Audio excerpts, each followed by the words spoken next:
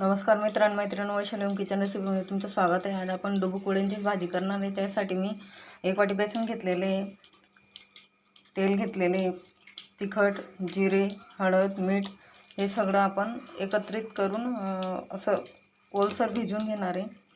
आणि त्यासाठी लागणारा मसाला आपण तयार करून घेतलेला आहे। कांदा भाजून घेतलेला आहे, लसूण, कोथिंबीर, अद्रक, खोबरे हे भाजून घेतलेले, गरम मसाला, हळद, धनेपूड, जिरे, मीठ आणि तिखट हे मिश्रण आपण वाटून घेणार आहे। आणि हे आपण आता भिजवून घेणार आहे थोडं। हे अशा पद्धतीने थोडंसं पीठ आपल्याला भिजवून घ्यायचं आहे।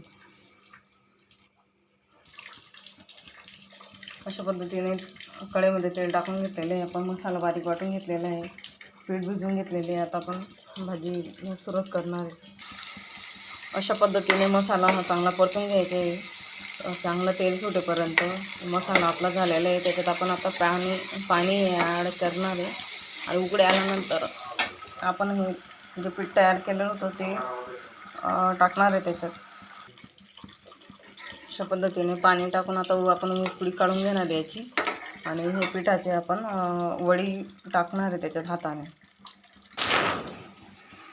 भाजीला आता उकळ आलेली आहे, याच्यात आपण आता वडी टाकून घेणार आहे। आमच्या भागात याला डुबुक वडी असं म्हणतात, तुमच्या भागात काय म्हणतात नक्की कमेंट करून सांगा मला।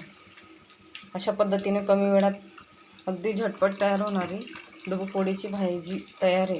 तर कशी वाटली तुम्हाला माझी डुबुक वडीची भाजी नक्की कमेंट करून सांगा। तर अशा पद्धतीने आपली डुबुक वडीची भाजी तयार आहे।